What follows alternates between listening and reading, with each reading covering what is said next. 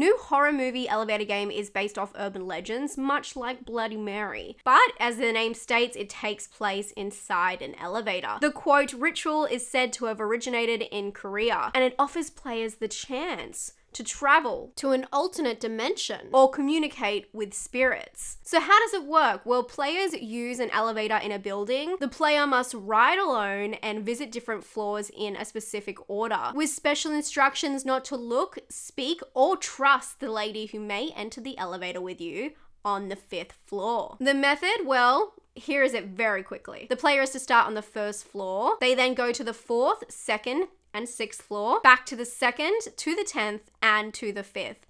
And here is where it gets good, or spooky, or both. If you've done this correctly, a woman will enter the elevator, and there's different methods on whether you should keep your eyes closed during the whole time you're on the 5th floor. But basically, don't look at her. Once the doors have closed, you can open your eyes and press the 1st floor button. The elevator will either ascend or descend. If it reaches the 1st floor, when the doors open, look forward and do not look back, walk out. If it reaches the 10th floor, the same, do not look back, just walk straight out. But if you do reach the 10th floor, she may talk to you. She may either ask you, what are you doing? Or where are you going? Do not respond to this lady. I'm telling you, do not talk to her. According to the game, you are now in an alternate reality.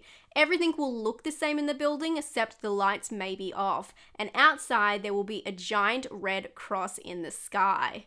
Obviously, from here, the versions of what will happen are all different across the plane. In fact, a lot of these rules are different depending on where you read them, but that's the general idea. And that is the elevator game, the legend, the myth, the ritual. Whatever you call it, the elevator game reached popularity around 2013. Although the game was popular with teens before that, it reached a new audience after the mysterious and tragic death of Elisa Lam. Elisa was caught on camera, and you probably recognize this footage. This was in the infamous Cecil Hotel elevator in LA, where she acted strange, peeking out to different floors and talking to herself. Unfortunately, her death was paired with the idea of the elevator game. Many conspiracy theories came to light where she played this before she died, and that's why it hit its peak around this time. And it also reached new audiences worldwide. So 10 years later, after the peak of the game, we have our first horror movie based on the myth. I am not gonna put in a joke about elevated horror either, don't worry. I would not do that to you anymore. Elevator Game has just hit Shudder. The horror, directed by Rebecca McKendry of Glorious, follows a group of influencers who have an online show that focuses on myths, urban legends, and spooky online games. Under the pump, they're forced to play the elevator game by a sponsor, recording it as they go. The film has a strange mix, and it's not a good ratio mix, of both traditional perspective and POV through found footage devices, which feels at times confusing as they could have gone with the full found footage set up easily given their occupation. When I say the ratio's off, it is more just a straightforward film, but they just incorporate random clips. It was the first strange thing about this film. And I found that the occupation played a different role for this film instead of found footage. It kind of becomes this twist of why they must play this game, giving them a motive to play it that seems a little bit far-fetched. And although it's melodramatic at its finest, it is the most unique part of this film, unfortunately. It is, in a way, an interesting way to force these characters into this situation. Because, I mean, dumb teens couldn't just play it anyway. That kind of would make more sense to me, but they went with an interesting route, let's say that. Let me be clear, this movie was made for a particular audience, those who played it. Much like Urban Legends was billed for the teens of that decade, this is targeting new or teen horror fans. Although I don't think that the dialogue has been updated for the current generation. Example, when there's the setup of all of the characters, one randomly goes out and calls each person out in a very strange and forceful way to kind of give some background on each character. Quote, "Do you really want to go to dental school like your dad wants?" I felt like a lot of the interactions were outdated and just plain lazy. In addition to this, the sound design, particularly the music, is nothing short of bizarre and off-putting. Back-to-back repetitive beats that have a pop electro gaming feel that drown out conversations and the tone completely, trading its horror atmosphere for something you'd appear on iCarly. I'm showing my age now, but silent moments in this film were welcomed.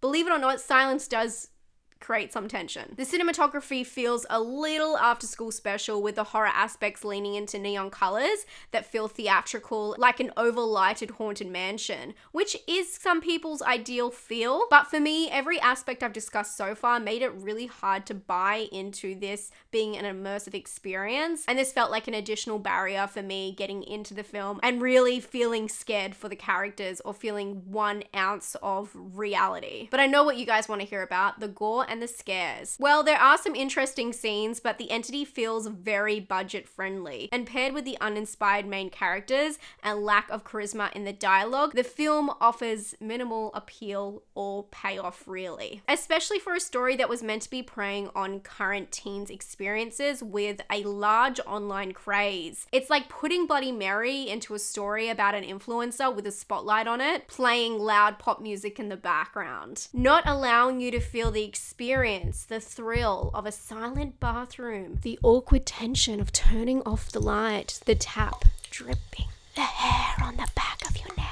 Myths, spooky games, and legends, they all work because they utilize the psychology of the player. They don't need to be about an additional crew making videos for it to be interesting. We've already got the core subject matter there. It's about bringing horror, a craze from online, accessible to your house, into your personal life. It's the sounds in the dark. It's the things that you know it can't be possible, but yet there's a chance if you say Candyman in the mirror, he might appear. It's a personal attachment that everyday people have with real life horror, something that can happen to you anywhere, and in this case, anywhere there's an elevator. Most importantly, it can happen to anyone, not just a crew that's already making videos. There is one pro to this film: at least they do explain the lore in detail, which I did appreciate, but for me, I personally wouldn't recommend this film. I was really let down, but this is what happens when I don't watch the trailers beforehand. Sometimes I don't get to adjust my expectations. I do think, as I said, this is for teens. It definitely feels like young adult horror, but unfortunately with really outdated characters. It's so weird to have a film that's targeted at Gen Z and then dumb down the characters like they don't talk a certain way and interact a certain way already.